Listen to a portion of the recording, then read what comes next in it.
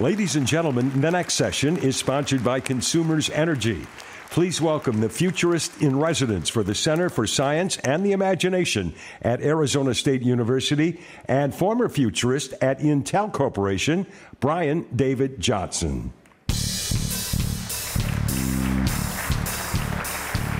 Hello, everybody.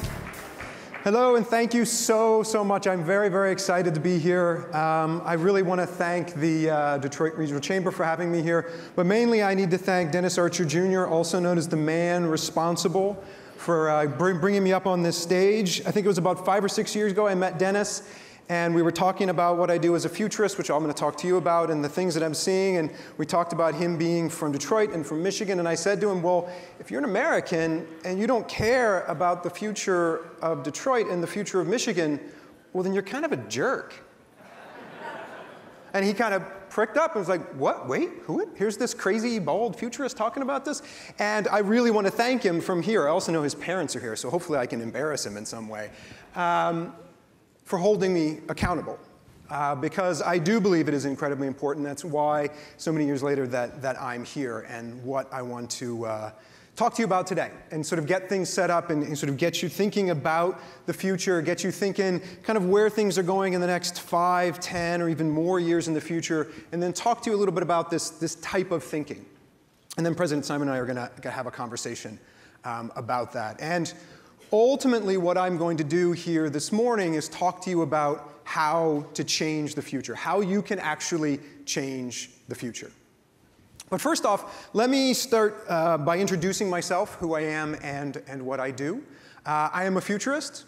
As the voice mentioned, I'm the futurist in residence at Arizona State University, where I spend part of my time. I'm also a futurist and a fellow at a place called Frost & Sullivan. We do global research, working with companies and cities and governments, sort of looking at that. And what that allows me to do is look 10 to 15 years out into the future and work with organizations, work with corporations, work with governments and the military to model what decisions need to be made today that may not pay off 10 years from now. What are areas of growth? What are areas of possible threats or possible areas that we need to be worried about? To chart those today, and then turn around and look backwards and say, okay, if this is where the future is going, what are the steps we need to take today, tomorrow, 5 years from now to get there?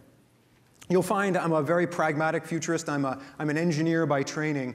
I judge my success not only being able to show a vision of the future to people, but then also to get very specific, to say what are the steps we need to take to get there.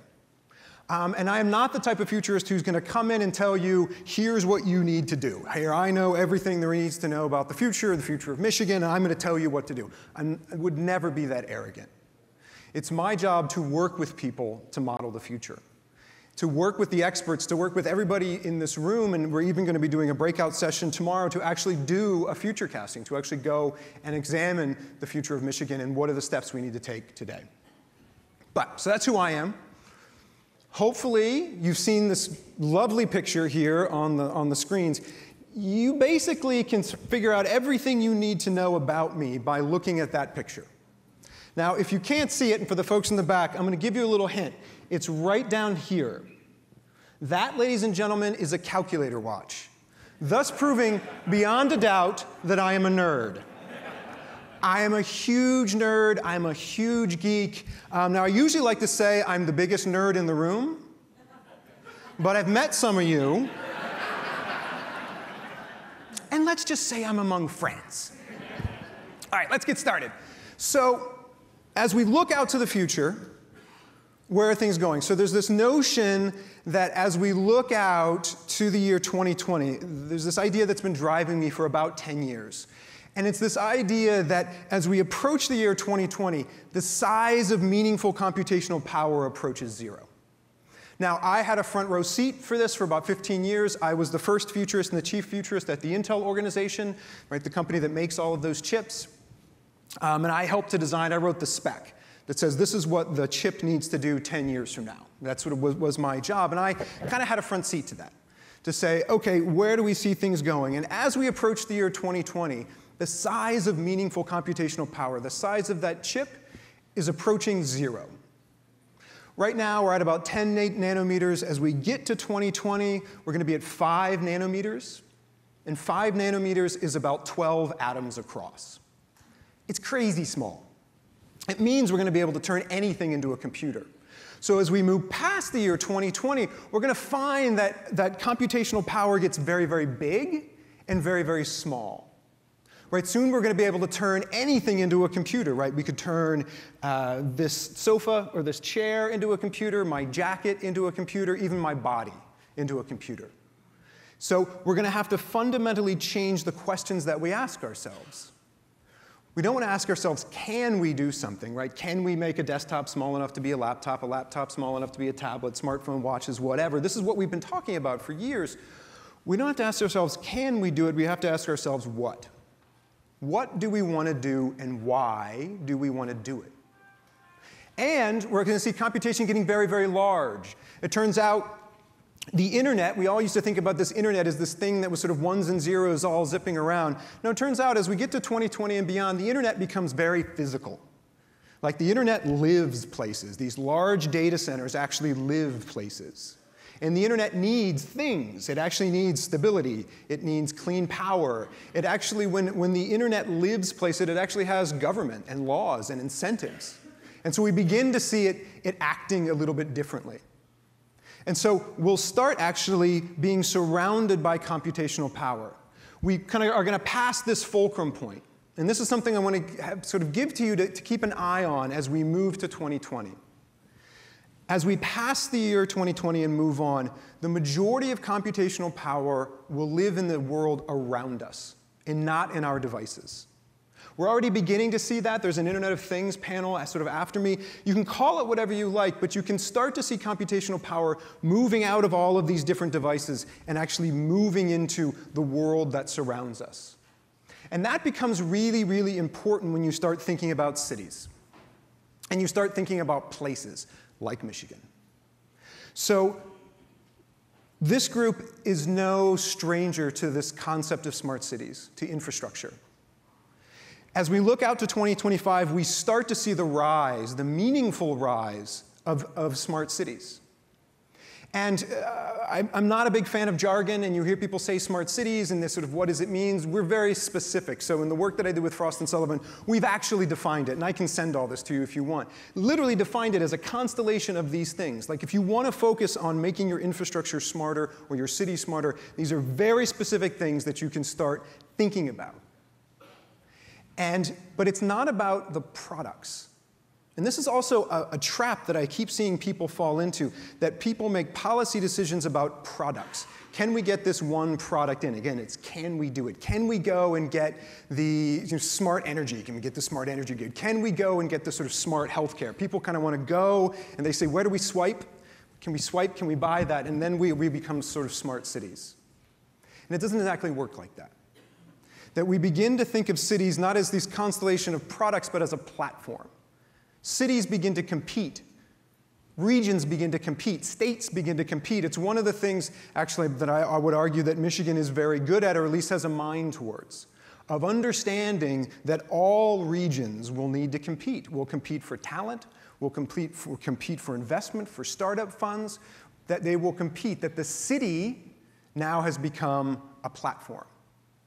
And that platform needs to be ready. And the way that you know that it's ready, and this is one of the toggles, again, just like before, when you start to see people talking less about devices and more about computation around us, when you know a city or region or an entire state becomes smart is when we stop having conversations in the next 5 years as we move out towards 2025 about citizenry, governments, energy, buildings, and we start flipping and talking about the people. So again, not can we do it, can we make our cities and our states and our regions smart, but what do we want to do and why do we want to do it? We start focusing on the effect of it. So what is the effect that we want our cities to have? What is the effect that we want our regions and our states to have? It actually shows that you've moved, and we're starting to talk about the sort of disadvantaged populations. We're talking about business populations. We're talking about education and how we want to educate people. And that shift, I think, we'll start to see happen. And now, as we continue to move out, as we continue to move forward, We have to understand that we're starting to see these mix in these generations. Now, looking out on this lovely audience today, I can tell that you are all too young, but I remember a time before the internet. It was cold and dark and boring. There was nothing to do. It was terrible. Trust me, you do not want to have to remember that. It was terrible. We have an entire generation of millennials who are now the largest purchasing bloc who have basically never known a time when there wasn't the internet.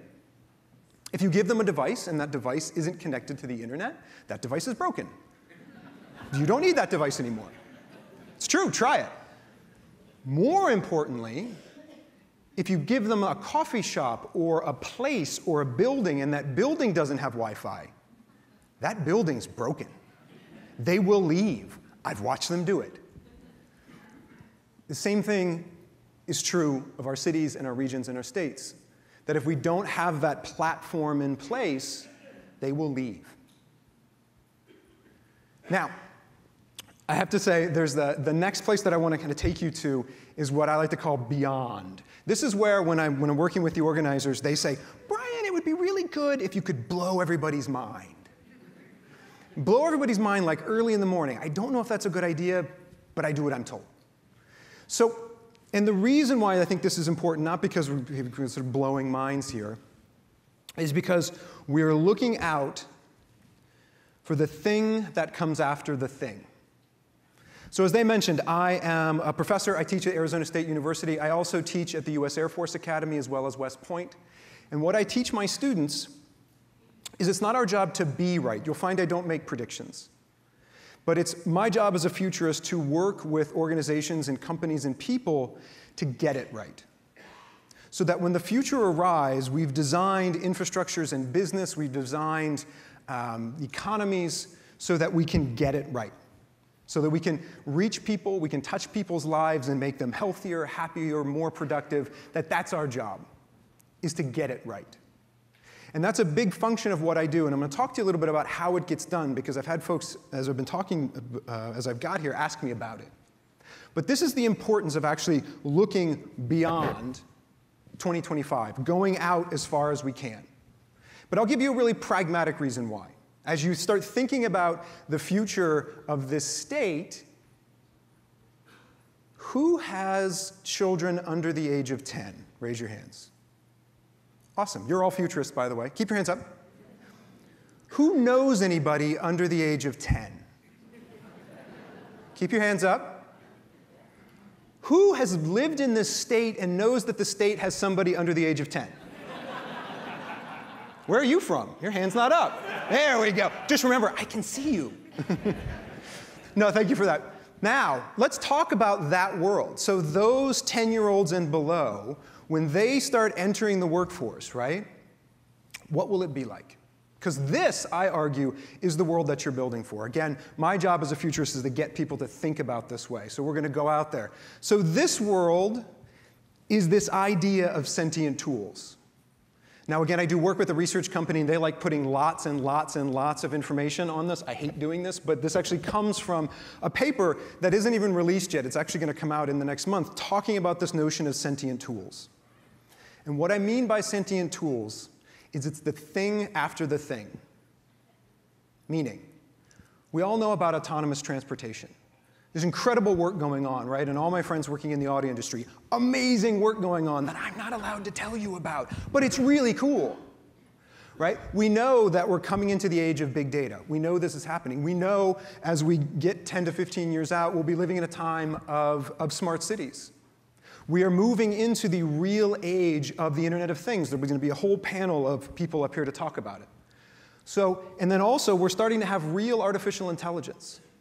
So I'm a roboticist. That's why you saw in my introduction there's a picture of me with a robot. I actually build robots. I actually work in artificial intelligence. Artificial intelligence is here.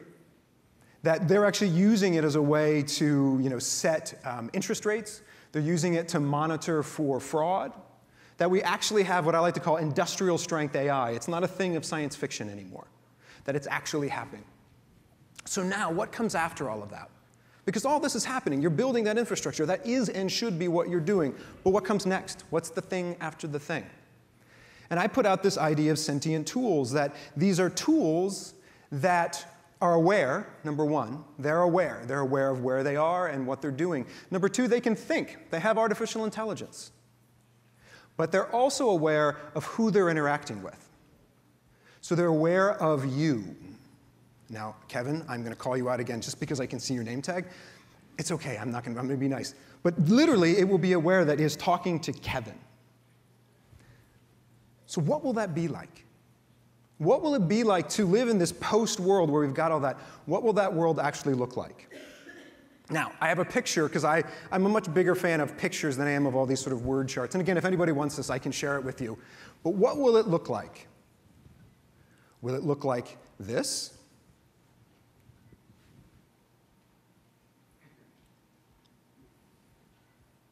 No. No. Okay, let's wind it back for a minute. So oftentimes I get people go, ooh, when that comes up. I hate pictures like this, right? Because there are a number of different reasons. One, as a roboticist and an engineer, robots do not sit in chairs. They don't. They don't sit in chairs. And even worse, it's meant to scare you, because that robot, what is that robot doing? Literally, here's what that robot's doing. I'm sitting in your chair. Robots don't sit in chairs. I can tell you, they're actually not even designed to sit in chairs. Typically, when you see things like this, when people talk about the future, they're trying to scare you. And fear makes you stupid, so don't do it.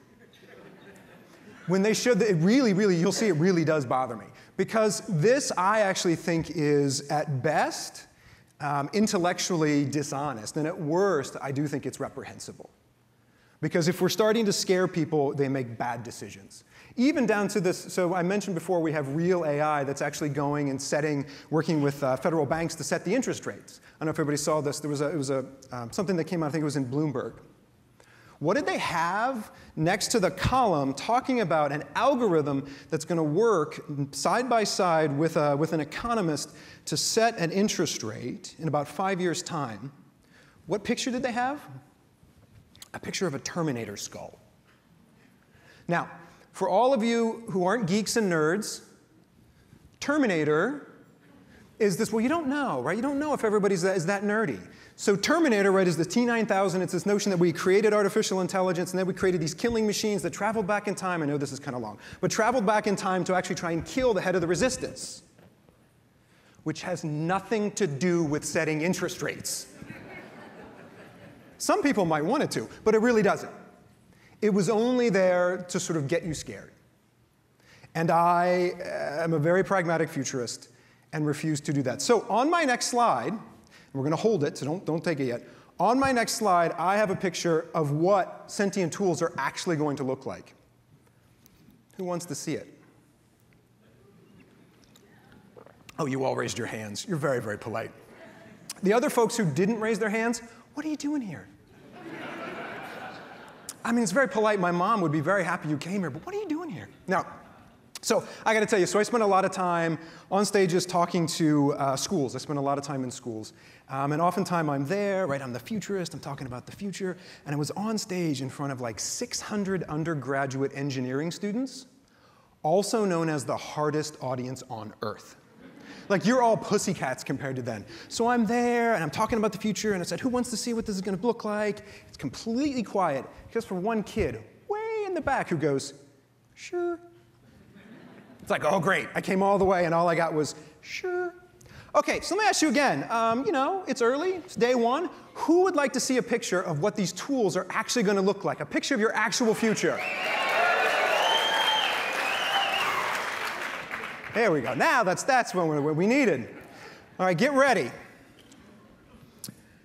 OK, so wait, but before I do it, you cannot unsee what I'm about to show you. There's no going back, right? So literally, all those people who raised your hands, right, you will go home and tell your children about this.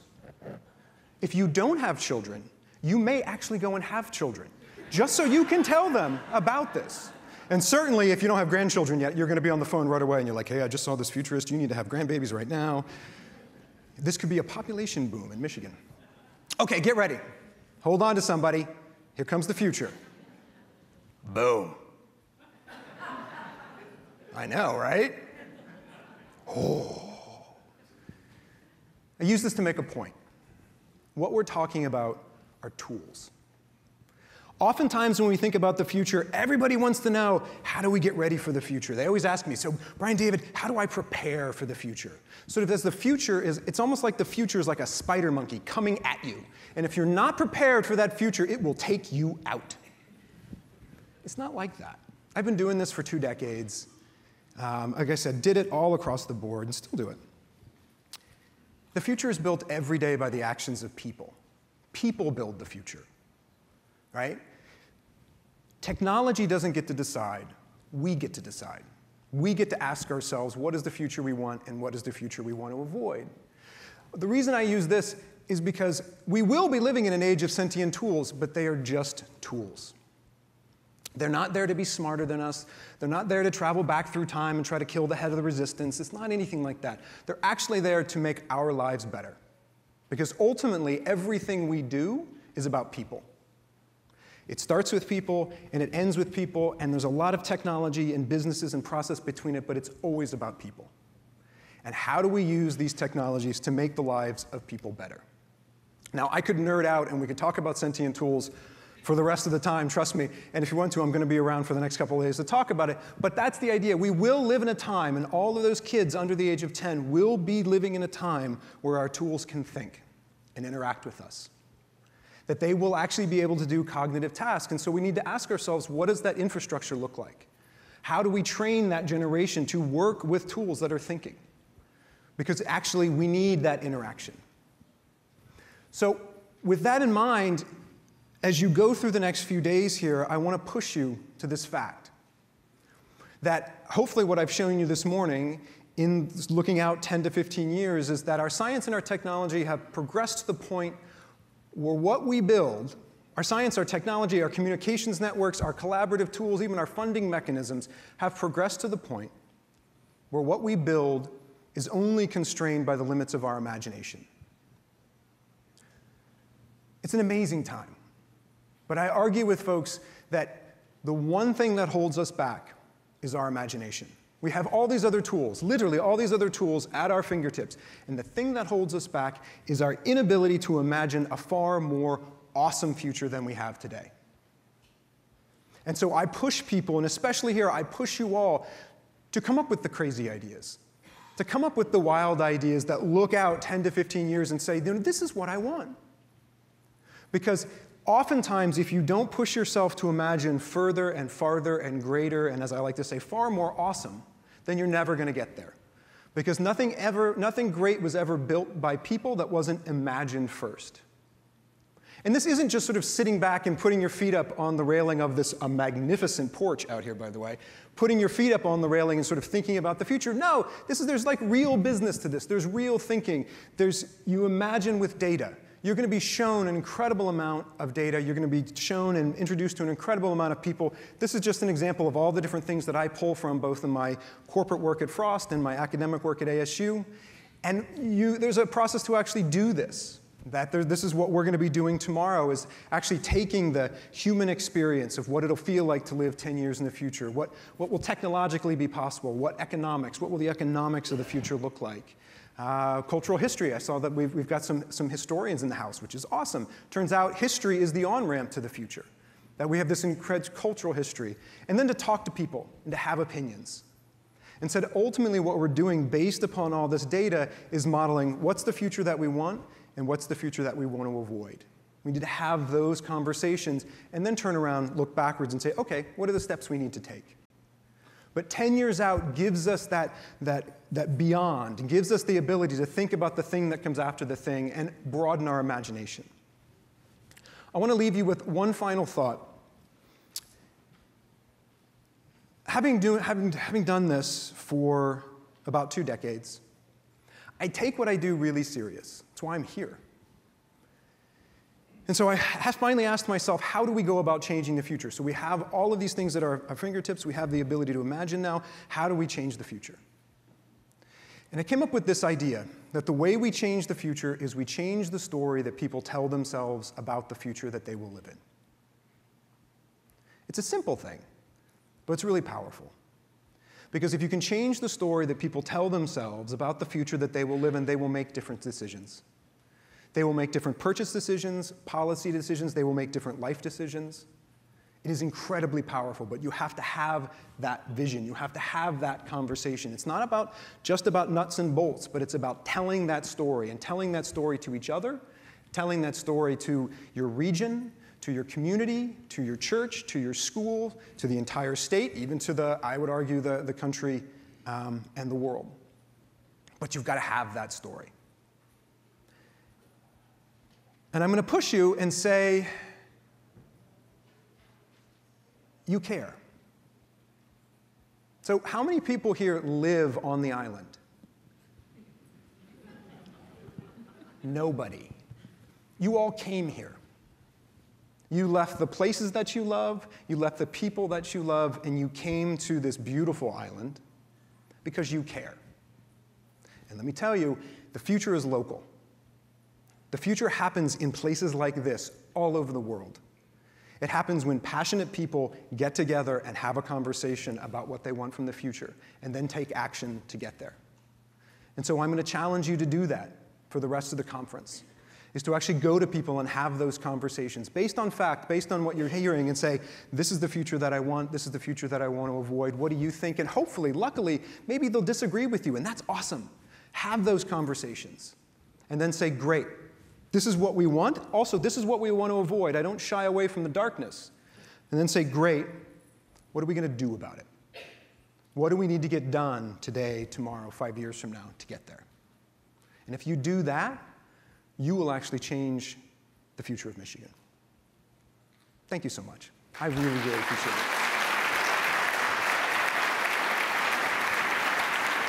Ladies and gentlemen, please welcome the president of Michigan State University, Lou Anna Simon. There she is. Thank you. Thank you, Ben. We had a chance to talk a bit earlier, but first I want to tie into something you said during the presentation. So pretend I'm a 6-year-old. Okay.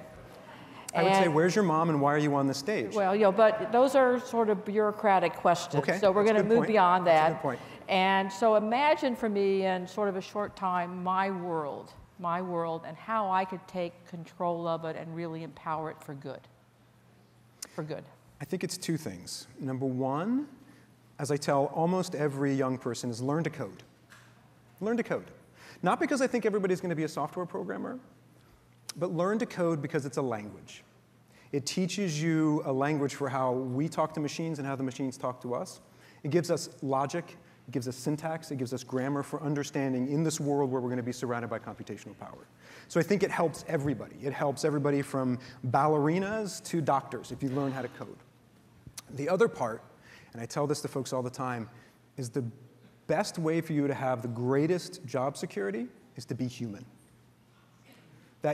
That's what all the machines and all the technology and everything out there don't have, is our humanity. And human beings are really good at talking to other human beings, and human beings are really good at collaboration. And that's, I think, the age that we're moving into is the age of collaboration. So we came out of a time in the Industrial Revolution where you were paid for what you could lift, or if you could bang a hole in something. We moved into the information age where you were paid for what you know, what you've learned. Well, now, if we move into this time of sentient tools, you're going to be paid for how you collaborate with other human beings, and how you can collaborate with technology. By talking to them, as opposed to by coding for them? By talking to them, by coding them, by understanding how they work. Just as I would push for people to understand different cultures, different ethnicities, different backgrounds, it's the same thing when it comes to technology. So you're a strong advocate for the liberal arts? Huge advocate for the liberal arts, but also huge advocate for engineering as well. That's sort of what I come from. I don't know if you know this, President Simon, it's called education. Well, I do, and part of the reason I'm pushing you this way is I think as we talk about the language of education today, it's sort of an either-or language. Oh, yeah, it's totally broken. As opposed to, if I think about your future and the way you think about the future, it is really a language of ands. Yes. And so one of the best messages to 6 years old is this language of ands, in addition to collaboration. That it's not about doing this or doing this. It's about doing all of these things in this messy, sort of interrelated way. Well, and to embrace that messy, interrelated way, I think that's just what you're saying, because I think for decades, on the technology side, the technology really sucked. It was terrible, it was hard to use, and you had to have a PhD to program a computer, right? You had to be able to do this. It's not like that anymore. And we have the ability to think of these tools, and that it's not only that you can have somebody in the liberal arts who can actually use them, it's that you actually need them. You actually need somebody who has that diverse background, because they're the ones who are going to come up with the solutions that all the old white dudes like me couldn't come up with, right? That having that background. And so some of the most proficient programmers I've seen have a minor in dance. I think it's incredibly important. So I want to shift gears a bit, because all of us want to be a bit of futurists in the way we think about our organizations, our state, our cities. And you and I talked earlier about sort of the golf analogy of a dog leg. Right. And part of the time when you think about playing that dog leg, you want to be faster or farther down the fairway. But the future is really cutting the dog leg. Mm-hmm. And how do you think about the skills or the ways in which people can be both brave in cutting the dog leg, but really wise about the future? Well, and so, because I'm also a golfer, but I'm a terrible golfer, it's to walk the course. Meaning, as you get out, right? So I do love the dog leg analogy, because if that's where you're looking to, and you don't exactly know, you can't see around the corner, right? But that's what looking 10 years out for me allows folks to do, because it's too far. It's farther than any, election cycle, it's farther than any product cycle, anything like that. And it allows you to kind of imagine what it could be. And especially with your analogy, getting out there and exploring it with people, and then walking it backwards gives you the vision to be able to figure out how you want to cut that dog leg. Do you go straight and over? Do you go over the trees? Having those conversations actually gives you a vision for where you want to go, so that you can actually then see around it. If I look at people around me and maybe others in the audience, oftentimes we imagine that point 10 years from now, but we want to then don't reverse engineer and walk backwards. We sort of then use our tools to walk forward. So what are the kind of tools for walking backwards? What have you to get your mind to walk backwards? I think the imagination is so incredibly important. And imagination based upon research, right? Based upon where things are actually going. I even use a little bit of science fiction to kind of think about these things. And that kind of allows you to do that modeling. And there's lots of different stuff. You can use sort of scenario planning, you can use different modeling, there's all the different sort of tools of the trade. But so much of it is having that vision based upon science, based upon facts, based upon culture and history, and then being able to have that conversation with people. But let me sort of push a little bit. So if you were to give people one or two things that they could leave with and try tomorrow in their organization, what would they be? I think it's to sit down with folks and to, number one, ask people, well, what's your vision of the future? Like, ultimately, that almost stops all conversations. Because if you say, where do you want to be? Could be personally, family-wise, could be business-wise, could be, with any of your organizations. Where do you want to be in 10 years? Where do you not want to be in 10 years? For real, like in the actual fact of doing it. Most people won't be able to answer it. Most people won't actually be able to have that conversation.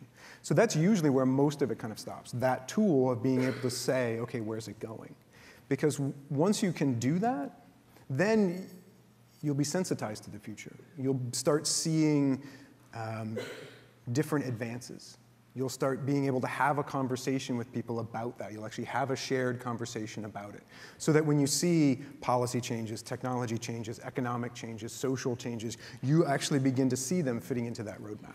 One of the really neat things about a university as you imagine futures is you can talk about, and have faculty and folks around talk about manufacturing, talk about making robots, you can talk about the world of cities and placemaking, and you also can talk a bit about, in our case, food, because you're a food futurist, not yes. simply. So when you think about the world of food, how does that impact, in your view, manufacturing moving forward? It's those connections that are so powerful as a futurist, not simply thinking about, gee whiz, there are 9 billion people on the planet and we got to feed them with less land. But what does that mean for manufacturing? What does it mean for our cities? Well, I think first off, we need to level set. And we need to level set from a sort of popular opinion when it comes to food and agriculture and manufacturing, and also I think from an investment standpoint. I think we need a rebalancing when it comes to where we invest. Because I also, coming and having done so much work in Silicon Valley, and you and I spoke about this, I have a big thing about Silicon Valley, is Silicon Valley is all well and good, and all this new technology is all well and good, but you can't eat an app. Right? You can't actually climb into an app and the app will drive you around, right? We live in a world of things. We live in a world of stuff and people. And so I do think that from an investment standpoint, from a monetary investment standpoint, and from a share of attention, there needs to be a rebalancing, especially. And so then what I would tell folks is there's incredible power in that. That there's incredible power as we start thinking about the interconnectivity. A lot of the work I do is in global supply chains. So those things are so incredibly interconnected, and especially here in the state, they're so incredibly interconnected that you can bring technology to it. You can actually make it better, make it more efficient, but it becomes the thing upon which you can grow. You can grow the economy. You can grow what you're doing. And I would push people to go even further to say that those sectors, that the agriculture sector, the food sector, the supply chain, and the manufacturing sector actually have practices and procedures that are important to the future of other industries. Oftentimes when I do work with folks in this area, they're too humble. They're way too humble. That there's things that agriculture and there's things that manufacturing could actually teach to high tech, that could actually teach to software, and they're not doing enough to have their voices heard. Part of this is being able to take yourself out of your place and put it in someone else's place, and then imagine from that space, just not both where you are now and sort of the backward looking. So what about, can we teach that to people? Is that a teachable skill? I think it is. I teach it. It's something that, you're special, so that's okay. We'd all hire you in a moment's notice. But it is teachable because again, it's not, as I said, it's not just putting your feet up and imagining, right? There are things that you could do. And it is very teachable. And that's actually why I've spent so much time. It's actually why one of the reasons I left Intel on very good terms was because I wanted to spend more time at places like this, more time in educational institutions, because I think we do all need to be futurists. Because there's so much changing that we have to have a vision for that future. And it has to be well informed. So if Michigan wants to have the best education system by changes tomorrow, but for 2030, let's pick 2030, outside of your scope a bit. And we want all of these young people to be talented futurists, but yet have a practical skill to make an impact today. Is there something we could do to imagine that future instead of just they're going to read better and they're going to have math better and they'll pass a better test? I think it goes back to that story. I think it goes back to the story that everyone's telling themselves about the future of Michigan. And like all good stories, it's about people, right? And it should be exciting, it should be exhilarating, things should go really wrong and things should go really right. I mean, making it a story and then telling that story to the next generation. And more importantly, creating a culture around valuing just what you said. Valuing both the technology side and the math side and being able to do the work, but then also the really exciting side and the arts side. That basically creating a culture that values both, but values both with this shared vision. And even in all its messiness, because that's where human beings are great, is when we're diverse, right? Our diversity makes us strong. But valuing that, and valuing pulling as many people into that conversation, because the more diverse the visions and the more diverse the talent that you get in, the stronger you're going to be. Okay. So I'm going to close because we're running out of time, and I asked you earlier, what was the one question that every audience asked you? And what's your favorite question? And they were about the same about both the fear of technology as well as the promise of technology. So you want to end with sort of the short answer to that? Oh, sure. So, well, because I'm sure there are some of those people out here in the audience who would ask that question. Well, my joke was when we were first talking, it's like everybody asks me when the robots are going to rise up and take over. And I tell them they're not. I build robots. It's fine. They like you. But what I tell folks is, and the thing is for me, is I read about a book a year, and I was writing this book called Humanity in the Machine.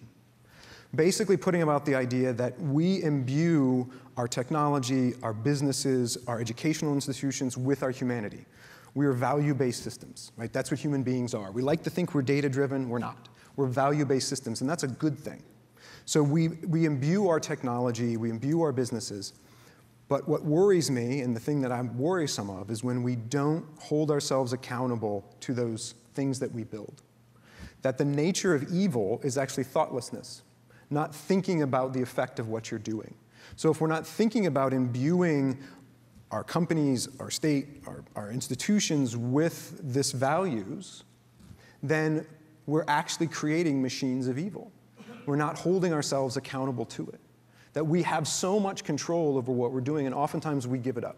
We actually say, oh, it's just technology. Oh, it's just this thing. And the fact of the matter is it's not. It's all about people, and everybody in this audience, and everybody has more power than they know. And with that, we'll thank you very much, and we'll try to use the power you've given us for the good of Michigan. Thank you so much.